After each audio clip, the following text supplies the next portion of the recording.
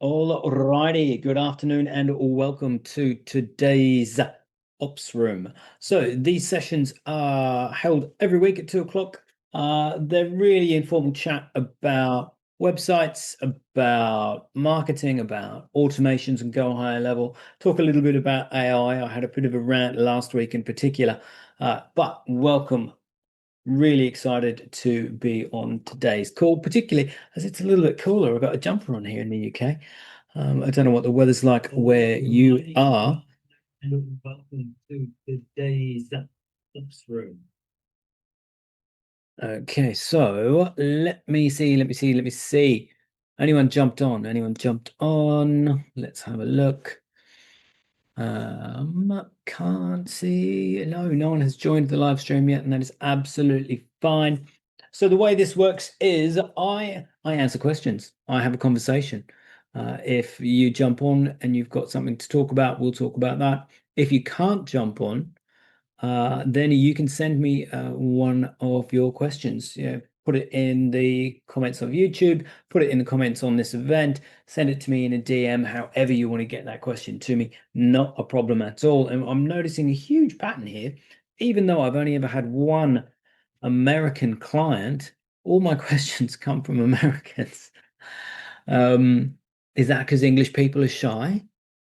And they don't want to admit that they have any challenges? I don't know. I don't know. Something to consider. But anyway, let's jump on in. So, first question is, what's the best way to actually get more Google reviews without chasing people? Well, I mean, there's lots of different ways you could get Google reviews. It depends a little bit on your situation.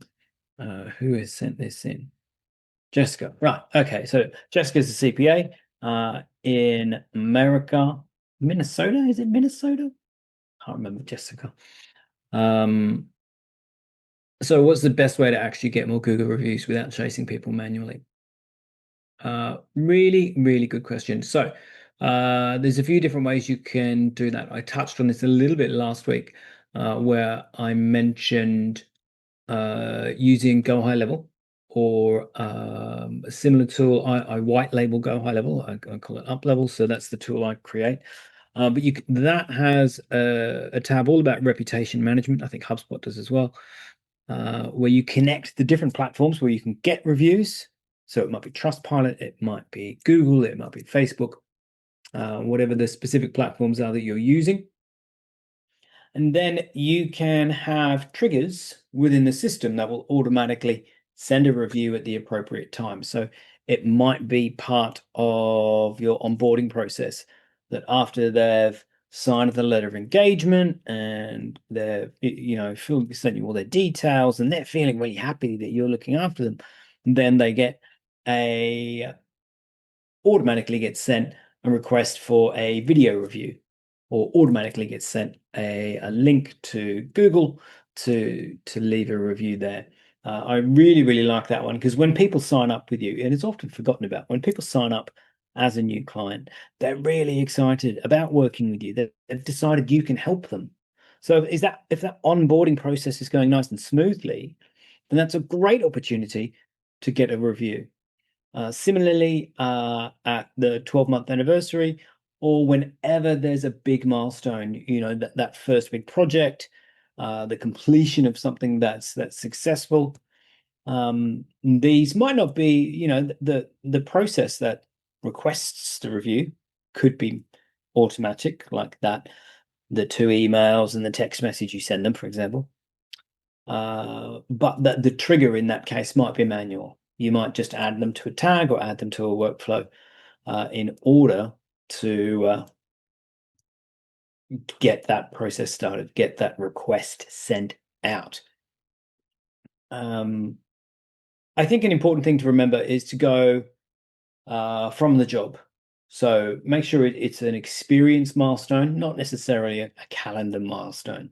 So when they finish onboarding, when you finish a project, when you've helped them, achieve a specific outcome or milestone in their own business, maybe you finally got them to that 200K profit that you've been talking about. Maybe you've reduced their expenses by a certain amount.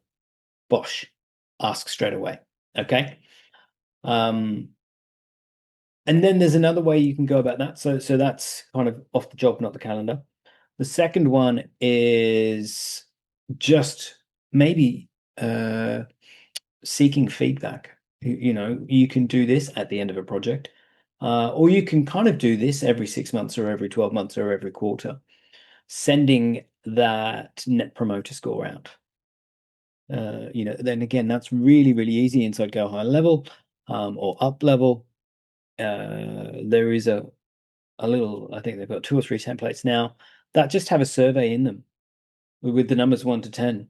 How did we do? You can change the content as much as you want, but when they click on that 1 to 10, that is a trigger in your automations. So I like to have it, if they click on 9 or 10, then they're automatically redirected to a page where they can leave a review or where you can capture a video review, which Go High Level do now. If they click 1 through 8, then they get a little page that says thank you, and your team gets an email that says, whoa, whoa, whoa, whoa, Bob isn't as happy as he could be. Someone get in touch and sort out Bob. So that helps you, A, get more reviews, and then B, troubleshoot anyone that is slightly unhappy so that they end up staying longer. Okay. I love, love, love. I cannot speak enough about these net promoter scores that you can send out to people. Okay. What else? What else? What's another way to capture reviews? Oh, okay. So you could add a QR code or something to your website. You could put it on flyers if you're sending those out. Um, you know, all of these will link back to that review gathering place, whether it's Trustpilot or Google My Business or Facebook or whichever ones you're using. Um, I think if you map the process, so I've kind of spoken about 2 processes here, the process to request that review. So maybe that's a couple of emails and a text message. So if you write those, get them into your system, into that workflow, so they shoot one day after each other until the review's been given. And then maybe you write that net promoter score, and then you've got 2 really good ways to capture reviews consistently. And the great thing about Go High Level is in the social planner. Have I got it? Have I got it open anywhere? No, I will show this because it is definitely worth knowing. 2 seconds while this opens up. So in the social planner in Go High Level or in my version of it, which is Up Level. What do I use? Okay, that's great.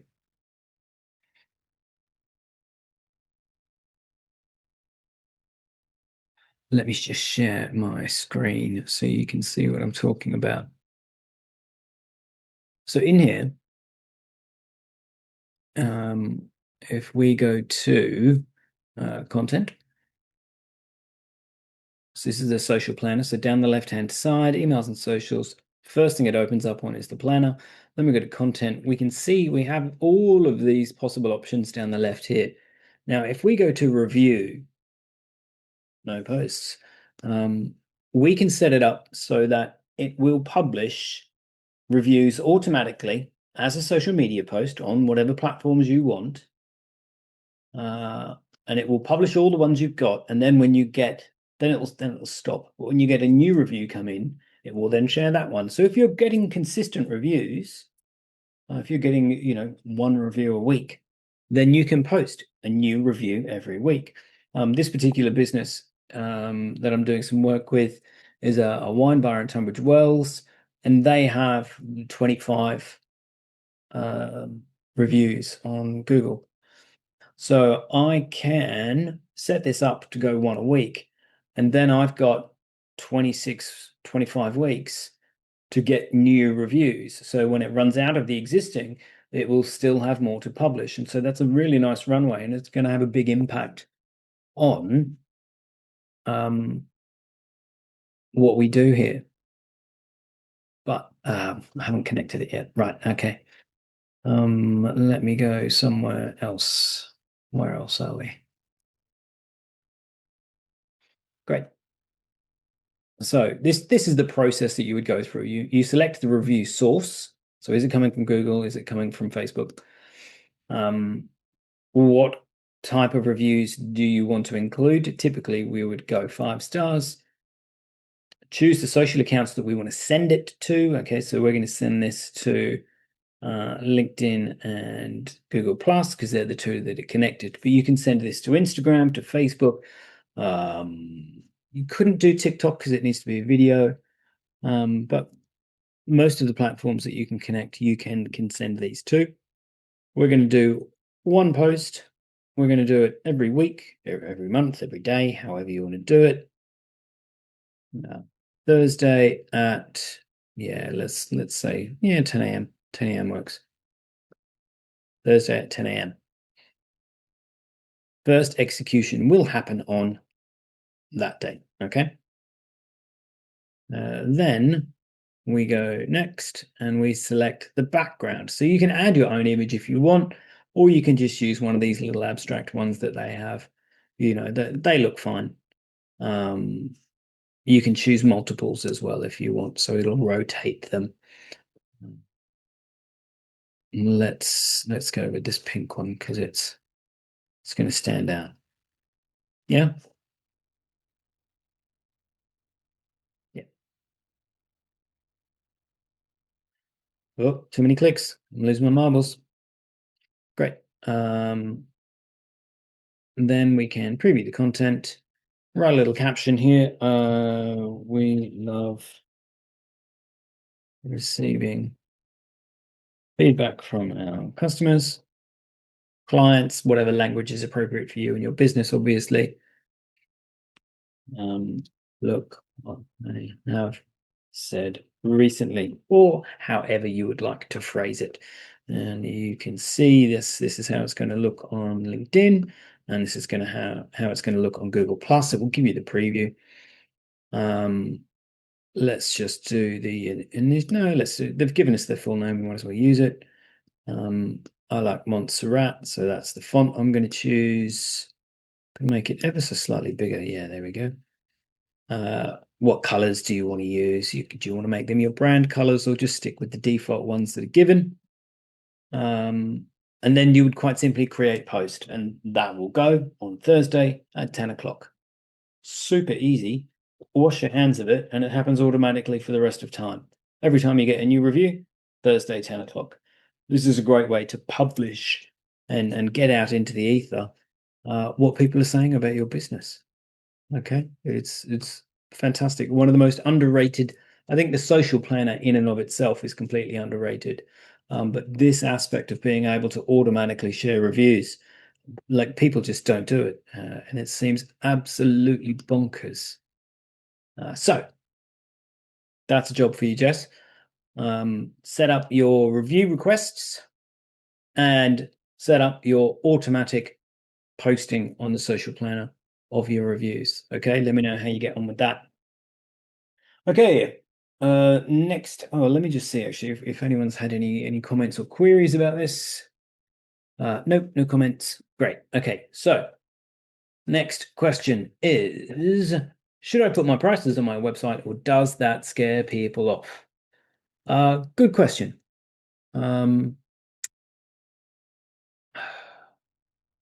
There are a few different schools of thought to this. I definitely subscribe to making your pricing transparent. I mean, it depends a little bit on what your product is.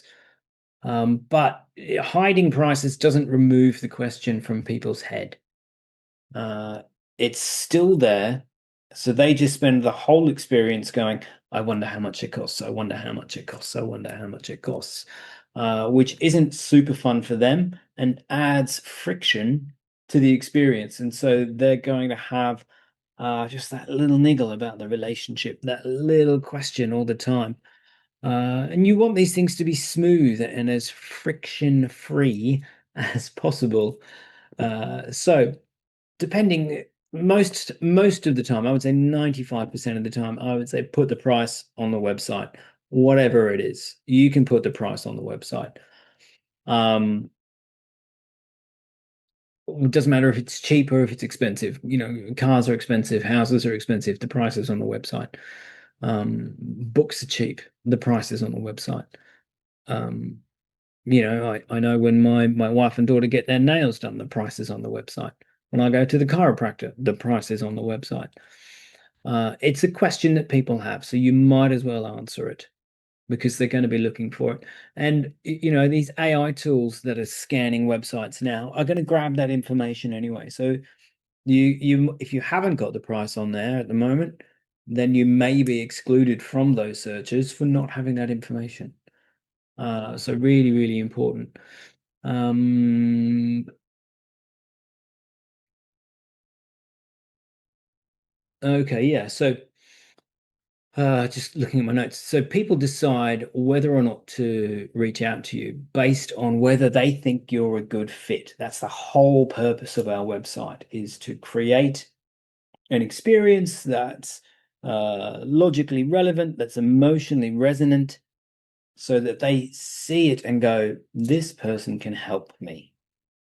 Okay. Um, if your price is on your website and you are literally too expensive, then they won't get in touch with you. And so that saves you a bit of time. It saves you having to say no. They're going to self-qualify. They self-qualify anyway when they read your website. Example is, okay, my website. I help service businesses. If somebody reads that and they're not a service business, then they go, oh, well, he can't help. Um, when I build a website for someone, they start at I can't remember what it says on the website now. I think it starts at 2,500. Typical project is 4,000. So they're going to go, oh, that's fine. I'm going to get in touch. Um, so having the price on there isn't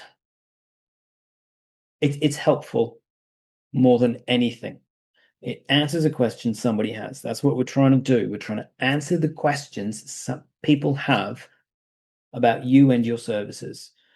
The more answers you can give them, the more likely they are to get in touch and become a client. Um, Yeah, I mean, if you haven't got the price, they're just going to assume you're crazy expensive anyway. Um, if you genuinely can't put a price on it, I suppose is the other way to think about this, then be clear about how you price, about the logic that you use when crafting a price. I know a lot of accountants kind of service price, so that starting from 200 a month, maybe they've got package A, package B, package C from 200 a month, from 1,500 a month, from 5,000 a month. Depending on what needs to be included and the number of transaction lines and all these kinds of things for bookkeeping. For your advisory is a different matter. So yeah, um, think about it in that way. Whatever if you can't put the numbers, then put the logic, because it answers an important question for people. And I've definitely found that the businesses that typically don't publish their prices or are scared to uh, benefit the most from publishing the prices. I know if we have a look at the coaching industry, for example, it used to be you get the price at the end of the call. Once I've convinced you how important this is, then I'll tell you the price. Whereas now they're sending a Google Doc with the whole kit and caboodle and the price already before the call. It's no longer the surprise at the end. It's how much information can I give you before I speak to you. And I think that's probably good practice for your website. Well, I know it's good practice for your website. Give them the information that they want before they speak to you. Because then when they speak to you, they're going to be more enthusiastic. They're going to be a better fit for you. They're going to be more confident because they have answers. You're not a magician hiding stuff away from them. You're not like, Bono, here's the price. So yeah, just tell them everything. Just tell them everything. I hope that helps, Jess. Um, okay, any comments, queries, or elsewise on that? No, no, doesn't seem to be. Okay, great. Then let's jump on to. I can see actually there's a few people on here. If you have a question or a comment, please don't be scared to pop it into the comments box on LinkedIn Live or the YouTube comments if you're watching this um, after the fact. Because I do go through them. I'll answer a question if you have them. So please do share if you've got something. Okay, so this is actually the last question I've been sent in. So if you're watching and you have a question, now's the time. Does traditional SEO even matter now that everyone's using ChatGPT and AI search? Oh, look, this is a great question. And I love this question. So yes, SEO does matter. Because SEO hasn't stopped. It hasn't stopped. It's changed a little bit, but it hasn't stopped. So you are still search engine optimizing. And we're looking at, I mean, 12 months ago, it was search engine optimization and LLM optimization, and they were viewed as almost separate things. Not so much anymore. They've kind of come back into that, right? So we're talking about SEO. We're optimizing for people and we're optimizing for AI agents and AI tools. So AI tools still have to get the answers from somewhere, whether it's Google search serving it up in its search results, or whether it's Claude or Chat or Gemini pulling the information and serving it up inside a thread inside their box, someone talking to them about something. The information still needs to be there, and I suppose it has to be more structured, more credible, and clearer than previously. I heard it described really, really well the other day, actually. Um, if you think about AI tools searching your website, uh, in the same way that a blind person would have been interacting with your website. So all of the accessibility protocols, making sure you've got accurate alt tags on your images, making sure your data is clearly formatted and constructed so that when it's being viewed by someone that cannot see the design, the information still remains relevant, still remains resonant, is structured in such a way that it's clear as they consume it with no visual context. Then that's a good way to think about SEO as it needs to occur now. So structure matters more, not less. You need your H tags, you need clear headings, you need direct answers to direct and obvious questions. You need content that states things plainly instead of burying them in fluff. Now, all of that was already best practice for normal organic SEO. Okay. All that's done is go, right, okay, so we need, you'll see on websites created now, there's 3 FAQs on every page now, whether it's an FAQ box or whether it's a heading that says, what does this look like working with Bob? Blah blah blah blah blah blah. Okay, so it's asking and answering questions in a less subtle way than you would have done in your sales copy. Which I think is really interesting and is a challenge for people like me who are trying to create visually engaging websites while still using best practice for robots essentially to or robots software to and programs to scan and extract the information. Um, so SEO is really important. it hasn't died. It's evolved just like it has over time since it existed anyway. Structure matters more, not less. Um, and yeah, I suppose being the source. So when you put a question into an AI tool and it says, well, the best way to do this is blah blah blah blah blah, and then it quotes your website, that's the new number one spot on page one, isn't it? You want to be the quoted source, the authoritative source, the expert source that an AI tool is going to use. And in order for that to happen, the structure of your content is really important, the way you lay it out. Expertise still counts. So having content that shares your expertise is really important. Um, you want to be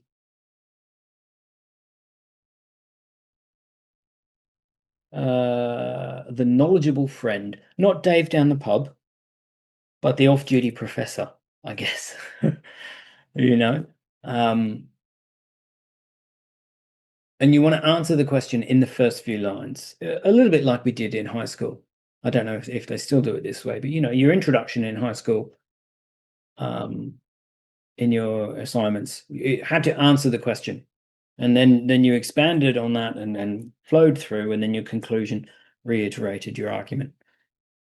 So every page has a purpose, and that purpose must be answered in the first few lines. Then you can expand on it and answer the obvious questions that come from this top section. But yeah, just when you think about creating content for your website, answer the questions directly in the first few lines. The homepage is a great example. Okay, your hero section on your homepage must say who you help and what you help them achieve in the first few lines. That's good for AI and it's good for human visitors. Okay, and then the next sections answer the questions of, well, how do you do that? Who's a good fit for that? What are the common problems you help them overcome? What are the common questions people have when you're going through it? Blah, blah, blah. So you answer that first, and then and your about page. This is, Bob from Bob's Bananas. Um, this is why I got into it, and this is what it means for you. And then you expand on all of that for the rest of the page. The same in your videos. When you watch a YouTube video, the hook is the question and the answer at the same time, and the rest of the video is the explanation. That works for short form or long form.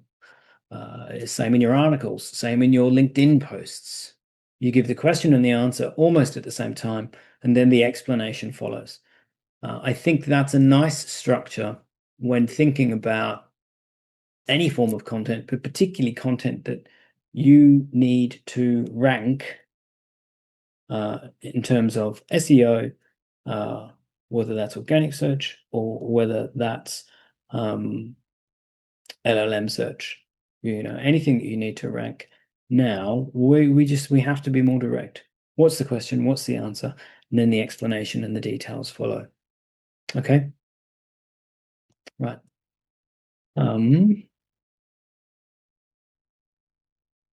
Let's just check. Just going to check my Instagram.